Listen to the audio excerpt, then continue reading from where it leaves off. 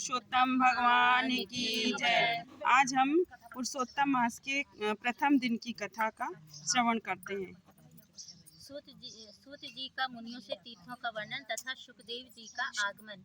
भक्तों को कल्प वृक्ष वृंदावन में लीला विनोद करने वाले वृंदावन बिहारी अद्भुत पुरुषोत्तम भगवान को मैं नमस्कार करता हूँ। नरों में श्रेष्ठ भगवान नर नारायण को नमस्कार कर माता सरस्वती तथा जगत गुरु व्यास जी को सत्य कार्य में सफलता प्राप्त करने के निमित्त प्रणाम करता हूँ। नैमिषारण्य क्षेत्र में यज्ञ करने की इच्छा से बहुत से मुनि आए, जिनके नाम थे अशित, देवल, पैल, सुमंतु, पिपलयान, सुमति, कश्यप, जावली, भृगु, अंगिरा, वामदेव, श्रुतिक्षण, सरभंग, पर्वत, आप, स्तंभ, मोहव्य, अगस्त, कात्यमान, रथितर, ऋषभ, कपिल, रैभ्य, गौतम, मृदुगल, कौशिक, गालव, प्रति, अत्रि, त्रित, शक्ति, बुद्ध, बौधायन, वसु, कौंडन्य, पृथु, हरित, धूम, शकु, संकृति, शनि, विभांडक, पक, गर्ग, कणादि, भरद्वाज, धूम्य, मौन, गर्भ, कर्कश, सौनक, महातप, विशालाक्ष, विष्णु, वृद्ध, जर्जर, जग, संगपार,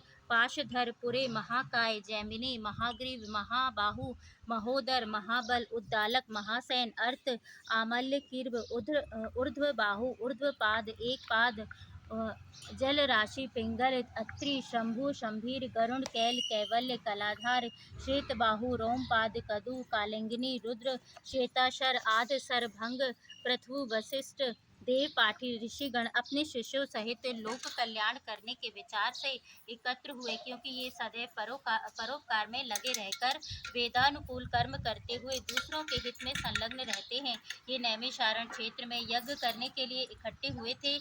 इधर सूत जी भी तीर्थ का भ्रमण करते हुए अपने शिष्यों के साथ आ पहुँचे। वहाँ सूत जी ने संसार सागर से पार उतारने वाले समस्त ऋषिगणों का दर्शन किया और शिष्यों सहित सबको नमस्कार करके सूत जी आनंद से मग्न हो गए। ऋषियों ने लाल रंग के वृक्ष की छाल पहने प्रसन्न मुख, शांत, सद्गुण युक्त, परमार्थी, आनंद स्वरूप, परम तत्व के जानने वाले सूत जी को ऊर्ध्व पुंड तिलक लगाए, गोपी चंदन की मृतिका से राम नाम तथा दिव्य शंख चक्र की छाप लगाई, तुलसी की माला तथा जटाओं के मुकुट से शोभे अद्भुत मंत्र का जाप हुए सब शास्त्रों के सार तत्व के ज्ञाता, सब जीवों का हित करने वाले, इंद्रिय और क्रोध को जीतने वाले, जीवन जगत के गुरु वेद व्यास जी के कृपा पात्र और व्यास जी के समान ही इच्छा रहित और विविध गुण संपन्न देखकर समस्त मुनिजन सहसा एक साथ उठकर खड़े हो तरह तरह की अद्भुत कथाओं की सुनने की इच्छा से सूत जी को घेर लिया। तब सूत जी ने हाथ जोड़कर विनम्र हो ऋषियों को प्रणाम किया। तब ऋषि बोले, परम भागवत सूत जी, आप चिरंजीवी हो। आप हमारे बिछाए हुए इस उत्तम आसन पर विराजिए, क्योंकि आप बहुत थके हुए हैं। ऐसा अनुरोध श्री ऋषिगण अपने अपने आसनों पर बैठ गए। तब तपोवृद्ध रोमहर्षण के पुत्र श्री सूत जी ऋषियों की आज्ञा लेकर अपने आसन पर बैठ गए। तब सूत जी ने आसन पर बैठ गए। थकान दूर हुई। तब मुनि पुण्य कथा सुनाने के विचार से सूत जी ने कहा, हे सूत जी, आप महाभाग्यवान हैं, क्योंकि आपने गुरु व्यास की कृपा से भगवत रहस्यों का वर्णन करने की प्राप्ति है। आप सकुशल तो हैं ना? जाने बहुत दिनों के बाद आपने शरण कैसे आया? आप वेद व्यास के शिष्यों शिरोमणि में हम सबसे पूज्य हैं। हम लोगों के संसार में सार रूप सहस्त्र कथाएं सुनी हैं, उनमें भी सार रूप और श्रेयकर आपके मन में जो परिणाम में शुभदायक निश्चित विषय हो, उसे सार रूपी समुद्र में डूबे हुए लोगों को पार लगाने वाला है। अज्ञान रूपी अंधकार में ग्रसे हुए लोगों को ज्ञान रूपी मंत्र देने वाले सूत जी, आप इस संसार रूपी रोगों के नष्ट करने के लिए रसायन के समान उत्तम कथा रूपी संसार को हमारे सन्मुख कीजिए, जिससे हरि लीला रूप मिले और परम आनंद का कारण हो। ऋषियों के ऐसे वचन को सुनकर सूत जी हाथ जोड़कर उनका आदर करते हुए बोले, हे मुनिजनों, आप सब मेरा मनोहारी उपाख्यान सुनिए। मैं पहले पुष्कर नाम के तीर्थ को गया। वहां स्नान करके देवताओं, ऋषियों और पितरों को तर्पण आदि से तृप्त किया। तत्पश्चात जन्म मरण आदि सब बंधन विनाशिनी यमुना के तट पर गया। वहां से क्रमानुसार अन्य तीर्थों में होता हुआ गंगा जी के तट पर गया। फिर काशी होकर पहुंचा और पितरों का श्राद्ध किया। त्रिवेणी और कृष्णा होकर गंडकी में स्नान करके पुलह मुनि के आश्रम में गया, फिर धेनुमती में स्नान करके सरस्वती के किनारे 3 दिन तक उपवास करके गोदावरी पहुंचा, फिर कृतमाला, कावेरी, निर्विघ्ना, ताम्रपर्णी, ताप्ती, बेहसी, नंदा, नर्मदा, सर्वदा और स्नान करके चर्म पर्णवती होता हुआ सेतु बंधन रामेश्वर गया।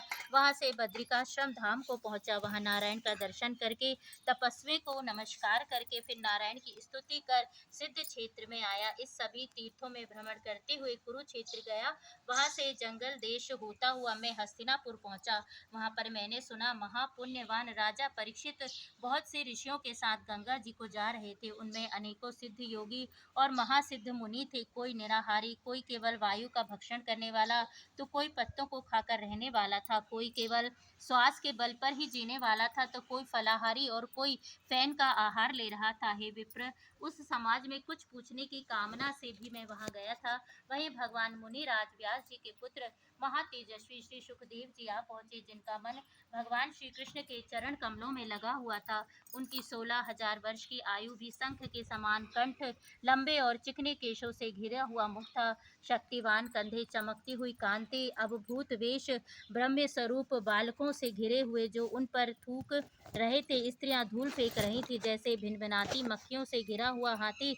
ऐसे महामुनि सुखदेव जी को धूल से सने हुए देखकर समस्त मुनिगण एक साथ उठकर हाथ जोड़कर खड़े हो गए। इस प्रकार बड़े बड़े महर्षियों द्वारा उन्हें पूजित देखकर परेशान करने वाली स्त्री और बालक दूर से ही पश्चाताप करते हुए उन्हें प्रणाम करके क्षमा मांगने लगे तथा पछताते हुए अपने अपने घर को चले गए। तब मुनियों द्वारा बिछाए गए कमल चक्र जैसे उठे हुए आसन पर सुखदेव जी को विराजा। वहां व्यास पुत्र ज्ञान रूपी महासागर सुखदेव जी ऋषियों द्वारा पूजे गए ऐसे शोभा पाने वाले लगे, जैसे तारों गणों के मध्य चंद्रमा हो। बोलो पुरुषोत्तम मास महानाम की जय।